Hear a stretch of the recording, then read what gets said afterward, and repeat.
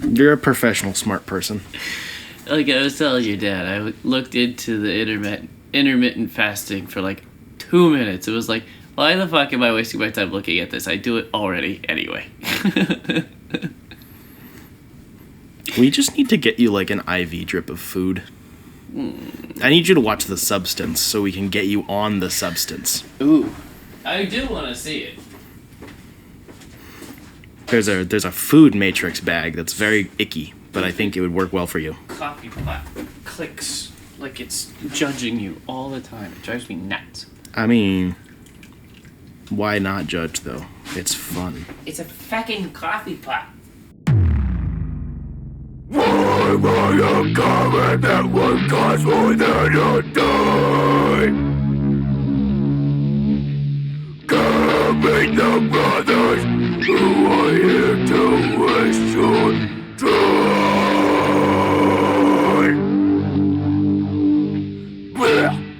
Welcome back to Dime Comic Bros podcast.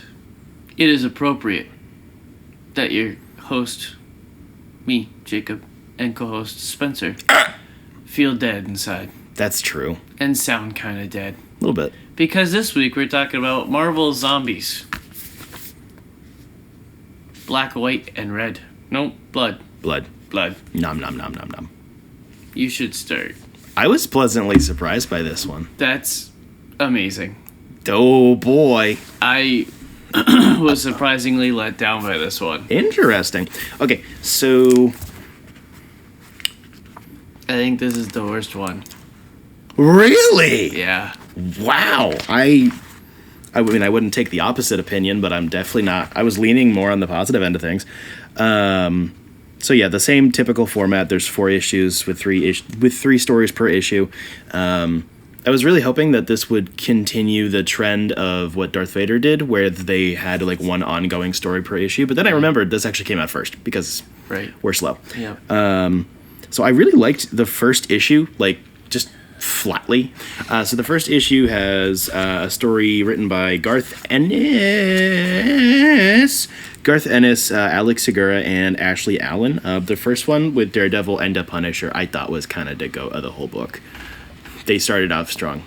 I think issue 1 is the same one that goes into the Spider-Man story. Yes. I thought that was the strongest one of the whole book. That was definitely my second. Yeah. And I did really like the Fist of Kumshu. I'm never going to let that joke go. I thought the first issue was actually very, just like across the board. It obviously starts off with 3 characters that fit very well with the setting. Yeah. But I didn't really know what to expect with this one because Marvel Zombies is like its own continuity thing, and then this is Zombies but Marvel. Like it's not quite the same thing, which is fine. I was kind of hoping it would be more of this, of just each story is what if zombies happened? Who cares? Like, I don't remember Daredevil and Elektra, but the Spider-Man one, he encounters zombies and figures out what's going on. It's May like beats his ass. Save Aunt May, and then she's like the queen bee of the zombies that bites him. And then the next story, Moon Knight is working through what it means to be Moon Knight, and Khonshu's being a dick and is like, you don't need to be alive to work for me. And which is true. And he also fights Iron Man, which I thought was pretty cool. Moon Knight becomes a zombie. What was the Daredevil and Elektra one? It was Daredevil and Punisher. Daredevil is already dead, and he's like a cage fighter. And then Punisher's like, sorry, Red, I'm going to put a bomb in you. Yeah, I remember. I don't know. I really liked that one. I didn't completely love the art. It did feel very a little too glossy. But I did think that they did a really good job with the coloring, in particular on that one. There's a lot of hues and shades, and it's not just blood highlights, which a lot of these books have suffered from. There's always a couple of stories that are just like, oh, it's red highlights, and that's about it. I just have a general complaint about the art. I don't think there is one time that I was like, oh, wow, gross, or there was no wow factor. It was, the art was trying really hard to be nasty and gross, but it didn't implement the blood very well at the same time.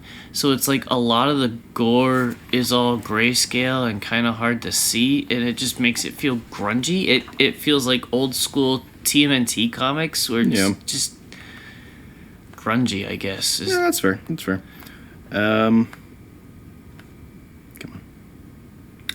Actually, correction. My favorite story was the one by Gail Simone. I forgot about this one for a second because I'm stupid. With art by Dale Eaglesham. Reed Richards go Cuckoo Banana. Oh yeah. That was a really good one. I really like this one. The art is fantastic, and I also think it uses the red and pink like tone shading a lot better. Yeah. Because it doesn't have that much blood in it, like for the story. And it also had that bright, happy, sunshiny, Fantastic Four feeling to it. Yeah. I always like when Reed go Cuckoo Banana. I just thought that was very nice. Like when the twist happened and it was like tee-hee, it was in his noggin. I was like, oof. You know, they telegraphed it. Pretty well, for sure. But still, I was like, oh, no, that's a lot. Yeah. I thought that the characterizations were also really well done because that's something that is kind of tricky with Reed. You can't make him too much of a dick, but also you can't not have him be a dick. Right. Like it's a very fine line to walk between just making him fucking Tony Stark or an asshole or not smart enough. And I think that Gail Simone continues to be, one of my favorite writers for a reason. The Last Ballad of Beta Ray Bill was written by Erica Schultz with art by Nelson Daniel. I also quite like this one. Really? You didn't? Nah. Bill exists over very many time periods and shit, and he fights the Avengers and shit because his skin be too tough. He's in Valhalla, but all of a sudden the Avengers show up out of nowhere just to fight him because of the zombie apocalypse, and it kind of felt like it was trying to do everything at the same time. Yeah, that's fair. And it should have just been Thor stuff. Yeah. Warpath, I did not expect to like because I'm very unfamiliar with the X-Force characters and Warpath in particular. I thought this one was actually really good. I didn't like the art at first, and then I got really into it. It's very caricature-ish, but it also has really good use of red in particular. Again, for the format of this book especially, it works really well. It definitely struggled from the balance that all X-Men comics have of we're going to do an X-Men story. All right, who's on the team? Well, yeah, we should do all new people. Well, then nobody's going to relate and buy it, so we should have one guest star. Or should we just have all the guest stars, all the usual people? Yeah. So this one went with nobody that nobody knew, and again, it was hard to relate to anybody. You can't really make strong characters in a 5-page story. That's true. Peach Momoko happened, as always. Yep. as always, this one is in Demon Days continuity, I think. I love that it has a sticker. She's like, fuck you, I'm still doing my Demon Days thing. I really liked how different this one felt in terms of its use of zombies or the undead. Yeah. It felt a lot more in line with the mythology that she does in her other projects. Yep. Rather than it just being, what if zombies tore through a Peach Momoko watercolor world? Right. Because that just seems kind of unnecessary. Yeah. So I thought that she implemented it really well. She's really good about that. She doesn't just do gimmicky things in her comic stories. She's like, I'm gonna do it my way. Yeah. And it's always cool. I don't understand most of Demon Days still, but I still keep reading it. Yeah. Already Dead was written by Matt Groom with art by Alessandro Vitti. I really wanted to like this one. Which one was it's this one? the Black Eye and Hawk Widow. Black Eye and Hawk Widow, yes. Black Widow and Hawkeye, there we go. There you go. Black Widow and Hawkeye story. There's just a lot of flat red used, which is a bit overwhelming. I do think I want to check out this artist's work when it's regularly colored. Yeah. Because I do think it fits well with the characters. I just think that the red coloring kind of went a bit crazy. I liked the writing, though. I thought that the characterizations were pretty well done. I gave a shit, and for a very short story, that's kind of hard to do. It was a pretty good twist at the end, too. Yeah. Nick Fury is actually being a jerk. Wow, what surprise. Surprise Mother Strucker sucked. I'm sorry. I really hated this one. As the one with Luke Cage and Baron von Strucker, I fucking hated it. Yeah, I skimmed that one pretty I quickly. really didn't like the art, and the twist was very dumb. It's like, see, he can become zombie because we sprayed blood in his face instead of... I thought it was puke. I don't even know. Because it was colored differently. I didn't like this one. It sucked. The time period setting didn't really work well either. It comes across as blaxploitation. Yeah, not a fan of that one. Strange Ass Bedfellows was written by Steve Skorsh with art by Brian Fieber. This one I liked because Blade. End of thoughts. I thought the art was pretty cool. I also like that there's one panel that's evocative of like the original Avengers. Marvel Zombies image that I thought was pretty cool. I thought that was an OG Avengers comic. I think it's both. Cover. Whatever. I don't know. I like this one. It's interesting to see what Blade does when it's not just vampires. Yeah. It's not much different than what he would do normally, but still, I don't know. He kind of go banana, but he's always going banana. In this setting, he and Punisher are pretty much the same thing. Yeah, for sure. It is just nice seeing them kind of off the hook. So this one was actually kind of icky. Them faces be very gross in this one. Yeah. This one kind of got me going, bleh. The monsters had big missing chunks out of everywhere. And Yeah. It looked good. Looked really good. Yes. Last Man Standing was written by Stephanie Phillips with art by Danny Earls. I also really like this one. This is where Punisher goes, but what if there's nobody to punish? Yeah. I'm going to be a good guy. And it's the new Punisher, right? No, that's Frank. The one with the cool skull? No, that's Frank. Huh. I mean, it's the new skull, but it's still it's Frank. Also, he be dad bodding all over the place. Big chunk. I don't know. I dug it. I don't know why he had a random body change. That was kind of weird. I don't mind it. It's just odd. But he's like, I'm gonna be the antivirus, and then he becomes a good guy because fun. Yeah.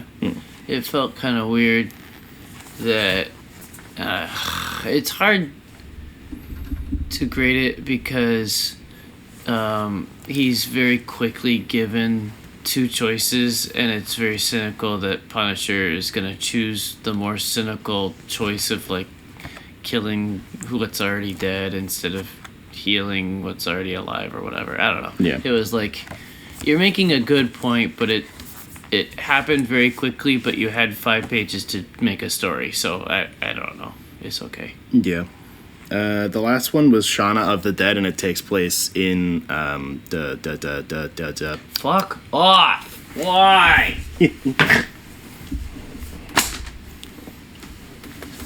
Fuck off! The last one takes place in the Savage Lands. I didn't like this one. I did not like this one at all. I've never been able to get invested in like the particulars of the Savage Land. I like it as a concept. And a lot of the X-Men stories that revolve around it are good, but I don't. Yeah.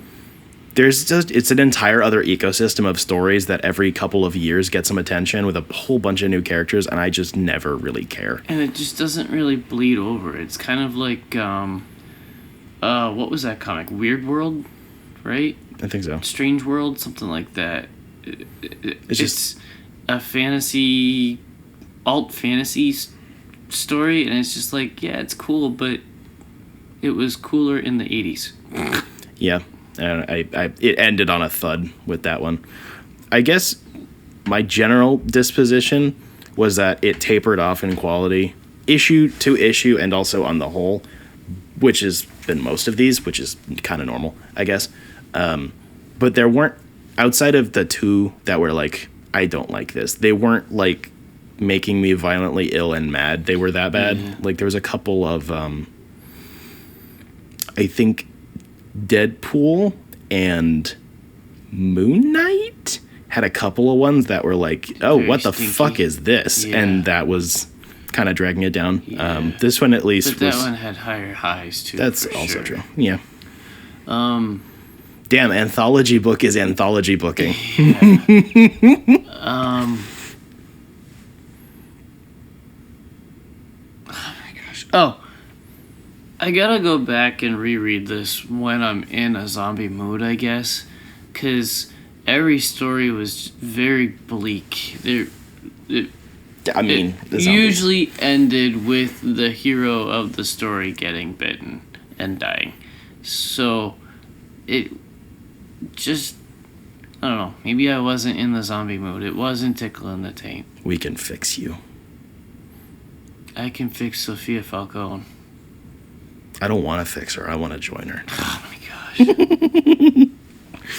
gosh. Those Falcone genes, but the women do indeed be womening. When they're selling the drug and she got the holy shirt on, and then I immediately switched over to watch Agatha season 4 and everybody's got their tits out. It was like, come on! I just want to watch TV! No, the women are bullying me with their boobies! Put those away! What did you get up to this week? Phone? It's right there. It's right there. 3 o'clock. It was camouflaged. Sure. I have a positive or a negative. Which one do you want first? Negative. Oh, you zigged when I zagged. Yeah, it's not the most negative ever. It's, no. Wholesome or unwholesome. That's what I meant. Wholesome or not wholesome. No holes. No holes.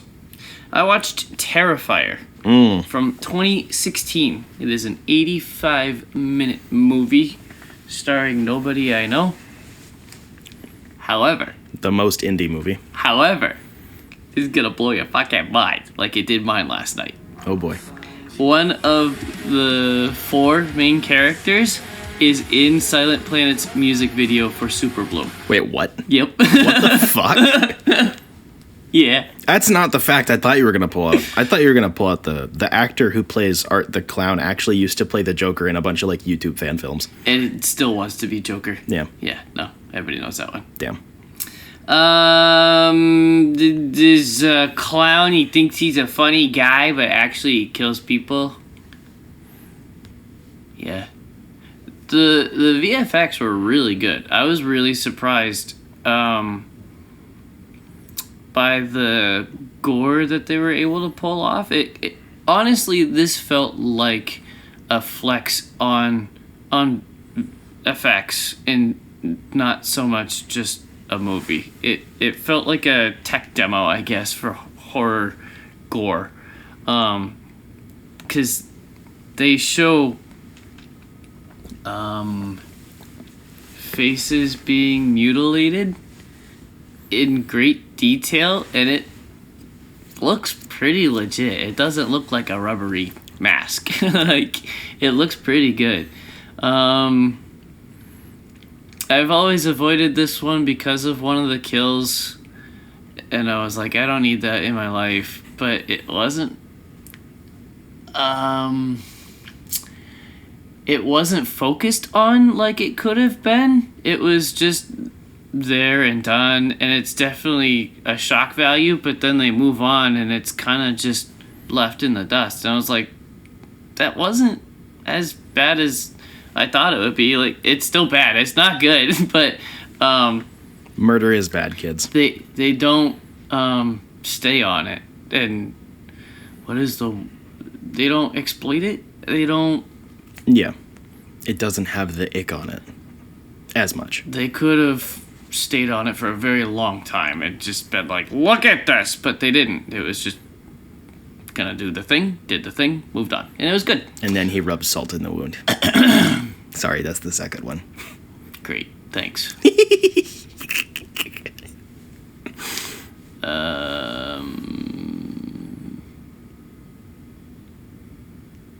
It does an interesting twist with the story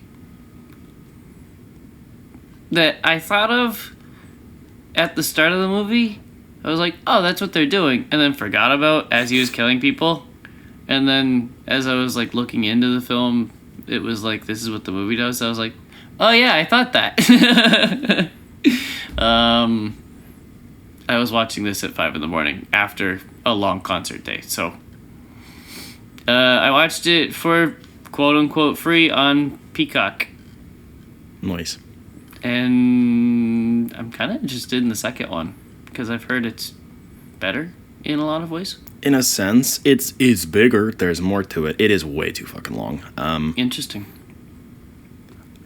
They're almost like not comparable in my brain, which is really weird because they do different things. I think it's so weird that you've jumped on this series long before me. I can't really explain it. I think it was because I was like, oh shit, is that the nastiest like thing I can get a hold of for now? Yeah. Yep, let's do it.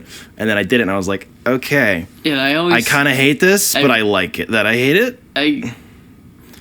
I try so hard to avoid like what's called out as some of the nastiest things ever because that doesn't interest me. It usually doesn't, but this one for some reason stuck with me. I think it was because I saw like I think it might have been I saw part of All Hallows Eve, the like anthology that takes place before this or whatever. Yeah. That's like the actual test demo. It actually started the clown. Yeah, and like I was like, okay, this fucking guy, because he's not just a clown, he's a mime, and I was like, oh shit, that was really really good. This shit go hard though. The guy that is the clown used to do mime work, and he put a lot of that into the clown, and it was really good. It's so like for some reason it's so mean spirited it almost becomes absurd, and that's kind of why I like it. Weird. Like he's so the worst thing ever, and instead of it being like, I don't know, there's something about.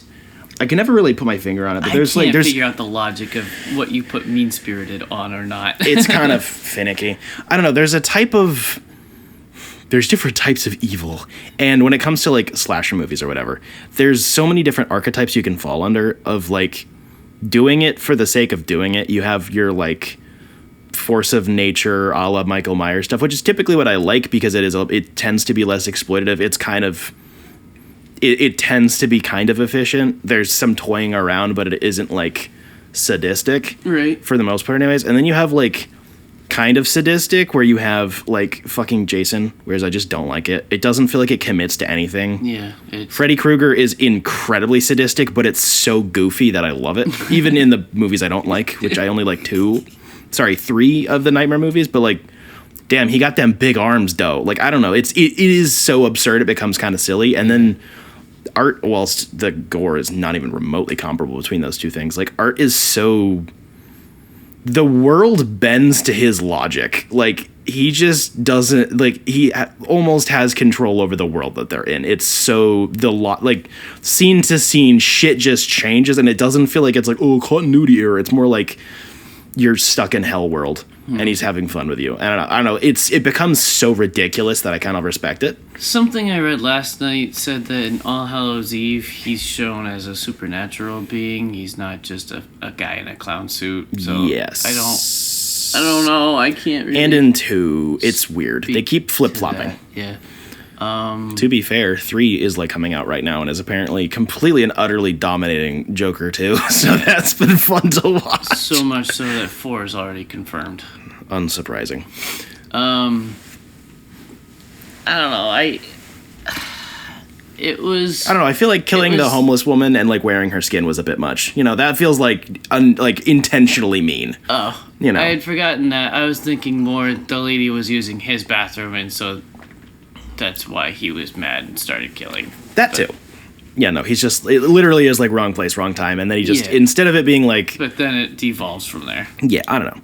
Okay. There's something about the character that like it does tickle that spot in my brain that I don't like that I have, because I'm like usually this sort of like really sadistic evil is just very gross to me. Yeah. But for some reason, because of the performance and the level of quality they're able to put into the VFX for such a tiny budget is really respectable. So I'm like, this isn't even for me, but I will watch it and respect it anyways. I do it in spite of myself. And that's what I was going to end with, is like, I don't plan on going back to this because it feels like a tech demo. There's really no story to it. So there's 2's story is really weird. There's really nothing to rewatch for unless I want to learn about how they did the effects or whatever. But yeah, I don't plan on going back to it, but I gave it 3.5 stars. Yeah. That tracks. It's more than it's a movie, but just barely. Yeah. That was my not wholesome thing. Nice. I watched all 5 seasons of X-Men the Animated Series. I finally did it. I've been chewing on this one for way too long. Okay, so X-Men the Animated Series. Everybody knows about it? Cool. Yeah, I'm not going to recap the fucking show because that would be kind of stupid. I actually thought that this was kind of rough to start, to be honest.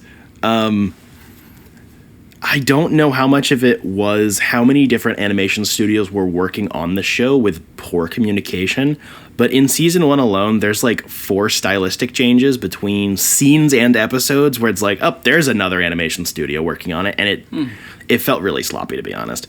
That doesn't bother me that much, but it is very notable, and it does kind of take me out of it. I thought that the first season was way too short. Like, it's, I think, 14 episodes or something. This first season felt undercooked, and the second season felt like they were stretching out way too little material for too long a time. Yeah. Despite the fact that I think season 2 is an upgrade to season 1, animation quality-wise, the voice acting gets better.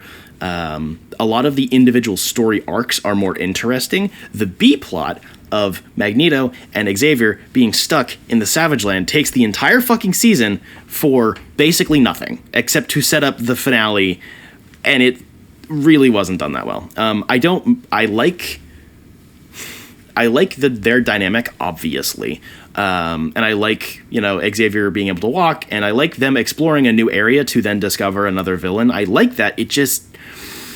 It's like 4 minutes at the end of every episode that they just kind of tack on. They get into a little caper, and then by the end of the season, it's like, oh, look, it's Mr. Sinister. It's like, no shit. I don't know. That just really bugged me. It took away from my experience greatly for season 2, especially because the A-plots in a lot of season 2 were very good. Though there's Wolverine and Juggernaut-centric episodes that I thought were the highlights of season 2. Mm-hmm. Season 3, I think. I have a note that I've been sitting on about season 2. Oh, God. You watch the opening, and they're doing God Loves Men Killed. Yes. I pull an innocent multitasking Colin moment. Oh, like gosh. building a Lego kit, like he always does in front of Batman shows, right? Oh, yeah, I was building a magic card deck, but I'm still watching season 2. I look back up, and there's a stuttering hut with an Anachnotron, the spider monster from Doom, body bullying the X-Men. Last time I reviewed this show, I was amazed at how episodic it was. You had to catch every episode to follow the story.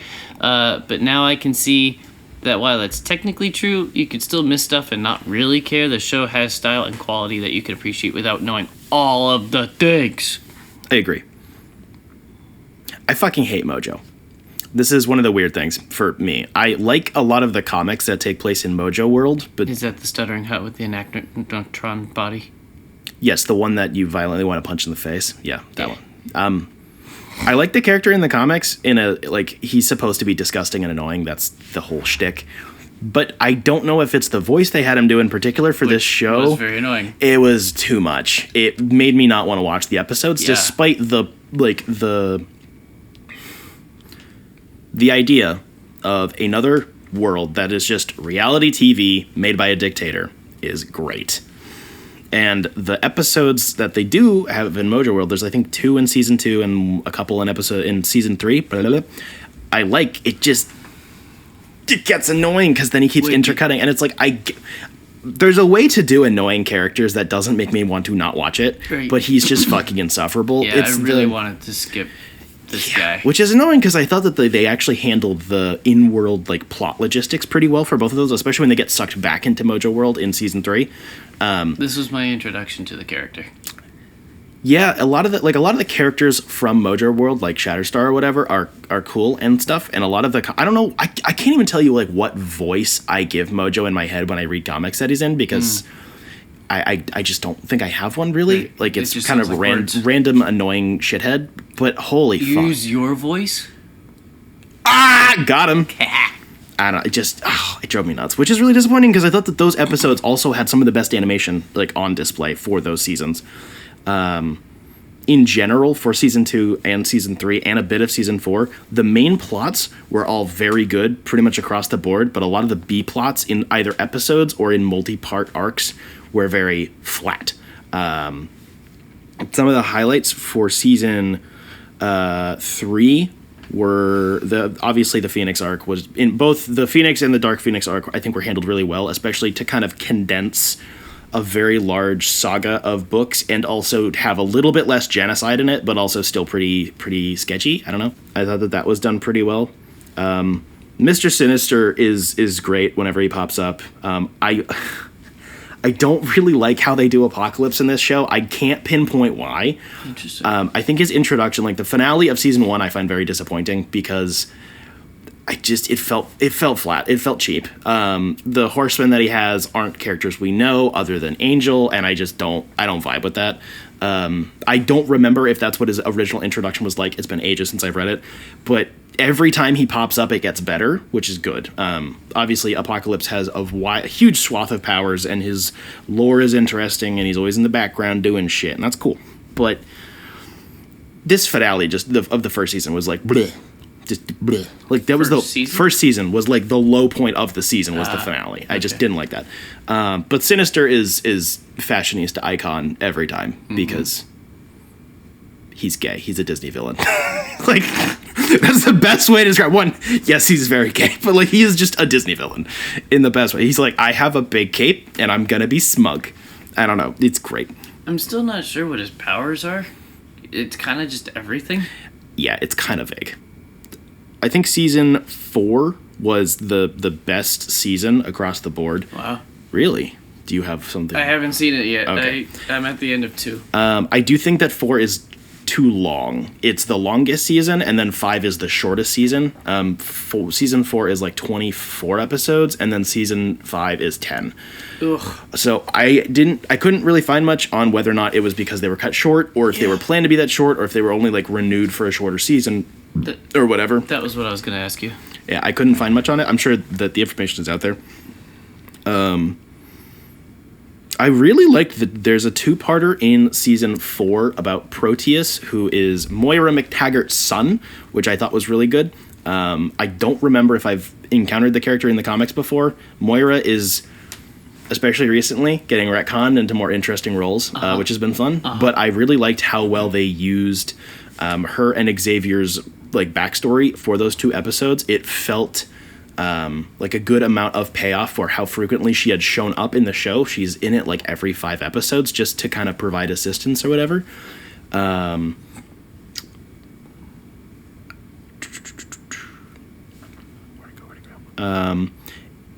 Other highlight episodes were in season 2. There was a episode with Beast being a doctor and doing doctor things and like healing a blind woman that I thought was really well handled. Also, I didn't expect this show to say the word bigot 18,000 times in one episode. It just took me by surprise. It's accurate. I just didn't think it would happen. I don't know. I really liked that episode of like Beast, Hank, me boy. He's literally me. Hairy motherfucker. Who's kind of a pretentious dick. Yes. I forgot that last part. Actually, that quote is misattributed to. I really like Beast. Always have, but I think he's handled really well in this one because he's doing unmutant related things. He's just providing services to mankind, and even then people are like, "Yar, get away from my daughter, you slur." And he's like, damn, that's fucking cringe, bro. And then he has to save them and stuff. I don't know. I thought that was a big standout. There's a couple of arcs with Juggernaut. I liked all of them. I also really like the stuff with Shadow King. I don't know if you're that far in yet. But there's a character who I have no recollection of ever encountering in the comics. I'm not that well versed in X-Men. I'm not going to deny that. Mm-hmm. But he's like a big old psychic boy. And he's involved in Storm's backstory, at least for the show. Heard like time in Egypt, and he's a big psychic boy, and he fights with Xavier a lot. And that's all I can really say without spoiling. But there's multiple arcs that involve the Shadow King that I thought were very cool and stuff that I like because psychic battles are dope. Also, Rogue. No further notes on that one. Nope. Like, we're gonna leave it right there. Yeah. In addition to being a horn dog and whatever, just she has a couple of solo episodes that are done really well. I was impressed with how well they crammed in her like Miss Marvel and Mystique backstory stuff into one episode. And they're like, yeah, so this is her comic backstory, and it's fucking ridiculous and absurd, and the episode kind of goes hard. Like, for existing in this weird, soft, shared universe of 90s animated shows that don't share a lot of characters, but they do coexist. They were able to introduce an entire other superhero with no relevance to the X-Men and just tie it all together, I thought, pretty well without making Ms. Marvel like annoying or insufferable. Yeah. Rogue and Gambit continue to be one of my favorite couples in especially the X-Men sphere, but like even in this show. Stupid meme brain. There's one episode, I think in season 3, where Rogue falls down and then Gambit catches her and he's like, yo, you better chill on them chicken wings. And it's like, Gambit, we both know you're making the chicken wings because you like them thick. Shut up. It was really funny. I just couldn't help but just pause it for a second to have a good horny laugh. I have a stupid question. Yeah. What is Jubilee's powers? She can shoot sparklers, basically. Okay. What is her backstory? For some That's a good question. Stupid reason, I get her and Rogue mixed up. That's but they really look weird. completely different. Their powers are different. Yeah, but you're weird. their names are just... You're weird. I get the names mixed up. I know the faces and powers. Jubilee can shoot sparklers, basically. Yes. They're like, I don't remember she can make atoms explode or whatever. Like, there's a particular faux scientific process for what she does, but basically she can go. I've never seen her backstory. There isn't much that I can remember, and there isn't much in the show. She always just shows up. She's for the first few seasons especially, she's just the audience character, which is fine. She also isn't annoying. For a teen character, that's pretty impressive, at least to me. I just was really almost impressed by how much I didn't love this show out the gate. I knew I was going to watch all of it because I wanted to get caught up and I want to expand my horizons and blah blah blah blah blah. But like season 1 was like a 6. I didn't like it that much. It was fine. Again, like some of the character designs are really good, obviously, especially because they were able to keep character designs for so long with so few costume changes. And Wolverine is short. Yeah, and Wolverine is short. Like, I don't know. That was cool, but the animation quality was pretty rough. And I just really thought a lot of the stories in season 1 were not handled super well. But they got a lot better as time went on. 4 was kind of overstuffed, but still really good. 5 I thought was really good, even though it was a lot shorter and kind of condensed. I was also impressed that they didn't have to use Magneto very much in this. Not because they didn't make him a central part of Xavier's backstory or the whole X-Men sphere dynamic, but when he's in the intro and he's got his Brotherhood of Evil Mutants in the intro every fucking episode, you're expecting him way more, and he's only in 20% of the episodes, if maybe less. It's not much, and I think that actually works really well because his appearances actually mean something for the major plot, or we're finding out more backstory stuff or whatever, instead of him just kind of appearing to be a thorn in the side. He's not really a thorn in the side. He's the jilted ex-lover, basically. Are you doing X-Men 99 on your next talking point? No, I'm not actually. You should. Not yet. I am. I mean, I'm doing it soon. Yeah. But no, Okay. not today. Overall, the show kind of pushed itself up to an 8 out of 10 by the time it was over, but it legit took every season building upon the last one to get there. I think the two-parters, I guess my final thought, I think the two-parters are better than the 4 to 6 part episodes, where it'll do a big, the Phoenix parts do this, they'll have a big 4, 5, 6 episode chunk, and it's fine. But I think that the 2-part episodes are able to condense an ongoing story down a lot more without having to add in a lot of fluff to kind of keep it going episode to episode. A lot of those 3+ like multi-part episodes have to add in a kind of stupid B plot, whether it's like weird power dynamics between the enemy crew or extra characters. It just feels like they have to add more stuff to make it interesting because it's still primarily aimed at kids. And also, it was one episode every week. Yeah. So There's they just had to it's a lot. refresh your memory often and keep it interesting. I don't know. Yeah. It But was whereas I think different that than binging it. right, I think the 2-parters just work better as like episode, week later, there's a recap of the last episode, and that's because those are a lot more self-contained to that story arc. A lot of the 2-parters don't have, oh yeah, by the way, there's this weird appearance of Magneto from 5 episodes ago that's actually kind of relevant to this. They stay with the Proteus story or whatever, rather than the multi-parters kind of... You mean do it like Justice League and Justice League Unlimited, where every single story section is 2 episodes? Well, I mean, actually, Except maybe one-offs. Actually, this came first, but yeah. I know. But yeah, I think Yeah. the formatting works better for that. Yep. To balance the... We want to address very serious and kind of adult topics, despite it being a silly superhero show with funny powers and bright colors, but also not kind of milking it for too long where it feels boring. I don't know. Maybe I have the attention span of a child, but I feel like Maybe. when they try to milk it, it gets worse. Yeah. I just don't like it. I read a book. It was very wholesome. It was wholesome, but it's not good. No, it's good. Damn. What'd you read? I read Dark Knight, a true Batman story. Oh, that's also wholesome. It is written by Paul Dini and illustrated by Eduardo Riso. It is the story of Paul Dini's early career. He's talking about being an animator and how very much he's using his ADD brain to make these goofy cartoons. And he's working for DC.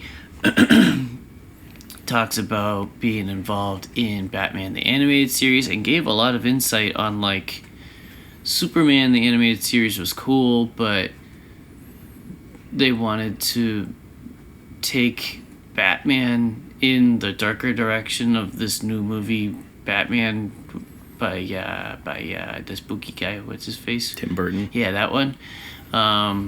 So they made it a kid's cartoon, and it was sold like crazy. He went over to tea drinking land and came home with like Batman shampoos because the toy market in Europe was going absolutely nuts, and everybody back home was like, really? Shampoo? Like, what?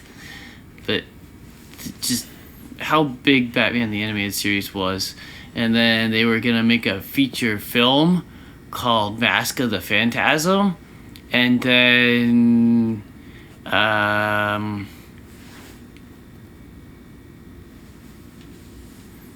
he talks about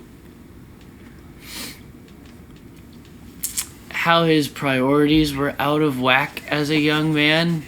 And Gotta get that booty. He did not really care so much about the booty. He liked his action figures. Colin? Yeah. So he was out on a horrible date with a horrible person that he'd been talking about in therapy. Was like, yeah, she's not good for me, but I think tonight's gonna be different, and it's horrible, and in the worst way possible. And he's like, I'm gonna walk home and consider jumping in front of a bus, and he gets mugged instead. And so the whole book is about him being mugged and recovering and realizing basically the priorities he had in life and what he was trying to do and the reason why he animated. It was really good. Strange. This one's been on my radar forever, and I just never get to it. Yeah. Like, it's like, yeah, that's a weird, interesting read, and I just keep putting it off. Yeah. I read it in one sitting. I've always seen the cover on digital stores, and it's like way overpriced on digital stores, and I don't know why. But it was really interesting to see this side of a creator, like a big name. The dude almost died. His skull was jelly.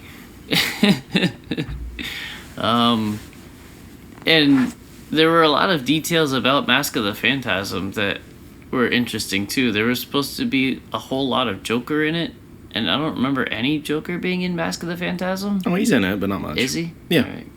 We got to rewatch. That was one of our first episodes. We got to redo that. I was gonna say, I think that was the first time I saw that movie too. Really? Yeah. How are Colin and I friends with you? I don't know. I got by on street cred by knowing Return of the Joker frame by frame. That's fair. That's fair. Which version though? Did you know the censored version or did you see the unrated version? It was the unrated version, I think. Of course. The goat. Because somehow getting shot is less brutal than electricity. Right. Very silly. It's very strange because this book was published by Vertigo. And I don't know how they were able to use all of the Batman imagery. They must. It must Vertigo was bought out some like sort of deal, or I don't know. Vertigo was bought out by DC in the 90s, I think. So they would have already had it by now. This book isn't like stupidly old. It's like the mid 2000s, maybe 2010, I think. It's always been on the shelf whenever since I've started reading comics, but I don't remember it being some fairly old story. I mean, BTAS happened in the early 90s, so it's not like it could be that old. Copyright 2016. That must be the newest printing. There's no shot. Really? I don't know. Weird. I got this pre-owned from a bull moose for $3. What? Fuck you. Cover price is $23. You're stupid. I don't like you.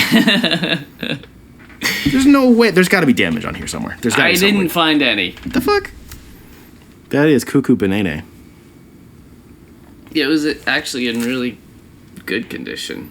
Weird. It still cracked when I opened it. That's so weird. Yep. Strange. So, worth it for the $3 for sure. I would suggest half price because it is pretty short. Yeah.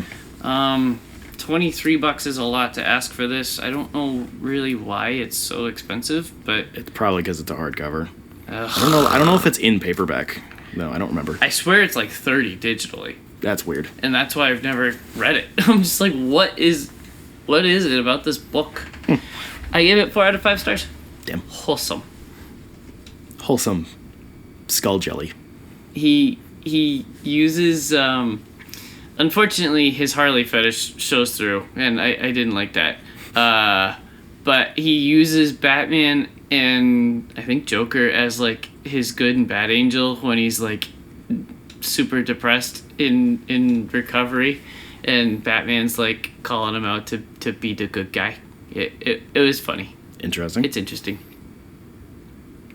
I read X-Men the animated series, the Adaptations Omnibus. That's nice. I was also reading this one for a while. Yeah, you were. I was basically reading it as like moments after watching the show. So this is adaptations of the scripts. Right. It's nearly one for one. It was pretty much all of it was written by Ralph Macchio, not the guy from Karate Kid. I got them confused.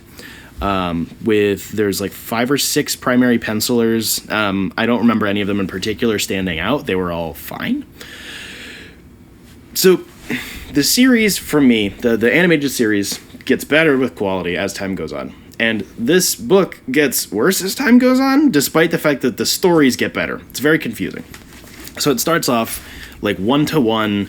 The only real changes are the shortening of some sequences. Like it is one 22-minute movie or episode script. Like one 22-minute TV episode script that is then translated into a 22-page comic issue. Makes sense, right? Yes. But as the episodes get more complicated and more dialogue gets added and whatever, they have to condense it a lot. So a lot of it will be even more exposition heavy than the show was, or there's less character work being done. Sometimes characters will be in different locations, like in the opening episode, like what X-Men are at the mall when Jubilee gets attacked is different. It's very little rhyme or reason. It's just kind of weird. So I'm not sure how much of that is a difference between like the script versus what the animators did versus what the writers did with the adaptation. You know, it kind of gets, it's one of them lost in translation things, which is kind of interesting, like on its own, just because I'm a nerd like that. There's also random bits of censorship and uncensorship, like, so we have our typical, 90s animated kids show. So, they use ray guns that shoot lasers instead of regular guns. The cops are very army looking, like stuff like that. Normal, we got used to it. Sometimes they will randomly be less censored and will have, a Glock or whatever. And then sometimes they will censor less language than the show does. The show will say crap, whereas the comic will have like a blurred out shit or whatever, which is fine. It's just weird. And then sometimes it'll be more censored. Like there's a couple of times where the show was more explicit with its either themes or just terminology versus the comic, which was more reeled in or had more like less violence in it than the show did. It's really weird. Again, I can't find much rhyme or reason. It was just one of the most like interesting things to keep track of. Was like, okay, so right there they actually said the word, whereas in the show they subbed it out with a kid word substitute, but then here in the book there's like a bunch of blood, but in the show there was no blood. It's just really weird. So really, if you hadn't watched it like I wouldn't back to fucking back know. with reading, you wouldn't have known. No shot. No, it's just really weird because it's like it's not consistently less censored because it's a comic or more censored because it's trying to be dumbed down so it can be digested as a like it just ping pongs back and forth between the two. So it makes me feel more like the animators and the people actually working on the show might have adapted the script that they were given more heavily, and then because like the comic would have been made around the same time with the same script but not being shown like the animation cells. So I think that there's some, it's just weird. I don't know. I find that interesting. No point to it. I just find it interesting. Yeah. There are 3 quote-unquote volumes of this book within the Omnibus. Every season would get a different volume. X-Men, it's like X-Men Adventures Volume 1 is Season 1, Volume 2 is Season 2, etc., etc. Season 1 and 2 are basically just one-for-one, like, episode count, layout, characters, pretty much the same. And then Season 3 gets really wacky. So, yeah. Basically, the same highlights as with the show. Certain standalone episodes with character backstories are better, like Juggernaut and Beast and Wolverine, and those are always better than a lot of the ongoing plots. And then Volume 2, so Season 2, hits I think the highest level of quality for this book, because it's the cross convergence between the quality of the scripts getting better and then the quality of the book going down. So it fits in this really weird spot in the middle, whereas it's so weird to explain. Like, what's bringing the quality down if the scripts are better? So the scripts are better, but as the comic goes on and it gets more complicated, as the plots get bigger, more characters are introduced, there's less time to do things in the comic. And also, the deadlines are clearly getting worse. Ugh. Because at the beginning, the art style is pretty fucking similar to the animated series. By the time this is over, it is highly stylized in a way that I don't mind, but they were really trying for like a 1-to-1 version originally, and then every artist, as they brought them on, would have adaptations of it as it would go on.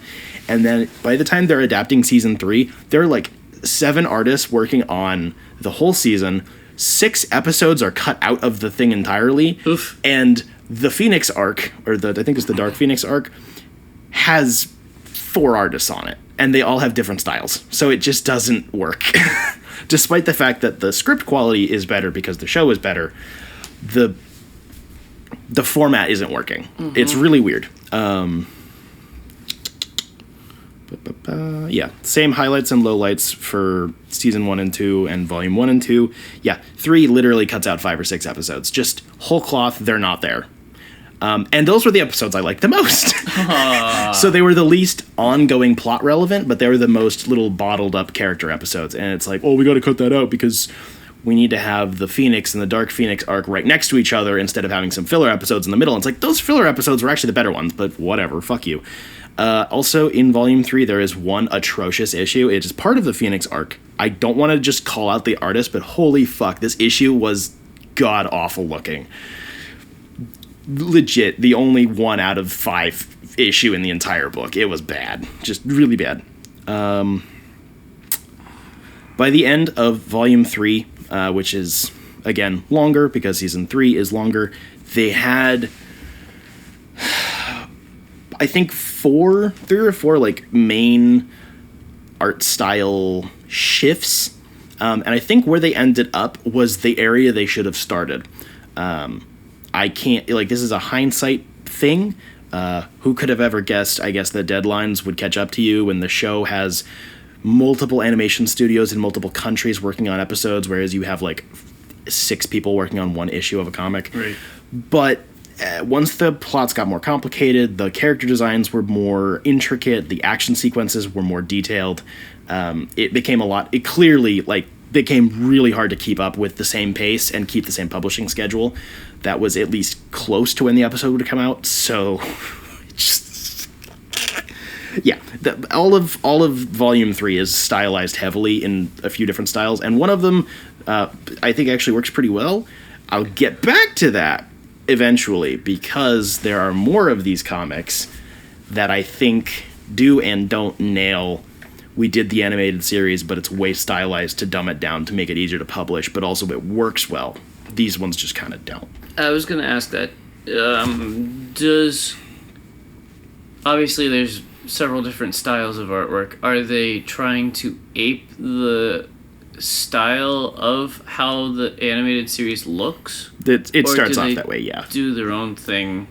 The first 2 volumes are basically just trying to ape the style, like almost animation cell for animation cell. And then as it goes on and the publishing schedule gets worse, they have to bring in more artists. I think the artists then had kind of leverage to be like, I'm not just going to trace like animation cells or whatever. I'm going to do my own thing. Storyboards. Yeah. And like some of it I think works better because they have to condense it so much. And then some of them are just not good artists. I'm sorry. Like there's a level of, I think as someone with 0 artistic skill whatsoever, I will sit on my high horse. I think you should have some level of like universal talent. You shouldn't just be able to do your own style and that's it. Like I understand that it's complicated because these things are hard, but like most illustrators usually start kind of aping somebody's style or multiple somebody's style, and then they kind of smush them together. They make their own thing. I think you should be able to kind of go back to the fundamentals, even if it's not as good as your own style. If you're given source material or storyboards for episodes or whatever, I think you should be able to kind of get the vibe down. Like this is it's an understanding of like anatomy and like motion, basically. What you're saying is an artist should have range. Yeah, like Tim Sale. Tim Sale always did caricatures, but Tim Sale had a huge range he was able to do in terms of like different tone and like different like body proportions, character styles, like tone of book. He did so much over his career, but yet he always did silly caricatures with like really strong facial features. It was the same style. It was always recognizably Tim Sale, but he had a huge range, and some of these folks don't. I'll be talking about range in Happy Hour, which is our Patreon exclusive show. Oh boy. That you get access to. Oh, one final note. I paid $125 for this book. Wow. I bought it for cover price. Worth it? Through Jetpack? No. Wow. I believe I gave the entire book a 3 out of 5. Oof. It's rough. Some of it's good, some of it's bad, blah, blah, blah, blah, blah. The one thing that was pretty cool was because they were making these issues at the same time as they were publishing, as the show was coming out, they would have a lot of notes, and some of the storyboards are included in the back. There's a lot of alternate covers. You know, your usual an omnibus that's actually trying to improve its quality has this sort of stuff, and this one did. It has like a good 20 pages in the back of, you know, character notes or parts from like the show Bible or whatever. And I thought that definitely beefed it up, despite the fact that by the time I was wrapping up the book, I was almost speed reading because it was getting very unpleasant. Yep. Anyways, give us money. Yes. So you can listen to Jacob talk about... Get access to... stuff. Us having drinks and not talking comics, usually. But I'm going to talk about a movie that I watched, too. Oh, boy. Yeah. You get bonus stuff by giving us money. Go do it. Patreon.com/dimecomicbros network. Caitlin and Jeff Lorenz give us money. Oh, yeah. I forgot. You can be cool like them. You get named if you give us money. It's true. Otherwise, you don't have a name. You get stickers if you give us money. True. We have bookmarks. You get commissioned art from Colin, who is still part of the show, we swear. He's definitely not in your basement right now. Probably. He's not buried in your basement. We didn't fire him, that's for sure. We temporarily furloughed his employment. Like me during COVID. Ouch. Great. Now everybody's going to think Colin has COVID. Nice moves. Next week, Colin and I will be talking about Beta Ray Bill Volume 1 Argent Star. Yep. By Daniel Warren Daddy Johnson. Yep. And Jacob will be dead. Yep. Jacob's being furloughed. Yep. For COVID. Yep. Yep. Talk about Jetpack. Jetpack Comics and Games sells comics and games. Yep. It's where you buy your comics. You should buy comics at a comic shop because comic shops are cool and good. Jetpack is cool and gooder than most places because they're the coolest and the goodest. They have people that work there that we like. Yep. Because they're cool and they're good and they do their jobs very well and they always have shit to talk about. Mm-hmm. And Kyle bullies me and I like it. Mm-hmm. Me too. He bullies you too. Oh yeah. Give Jetpack Comics your money. Support the bullies because they are wholesome. Give them your milk money. They don't mean it. They do it because they love you.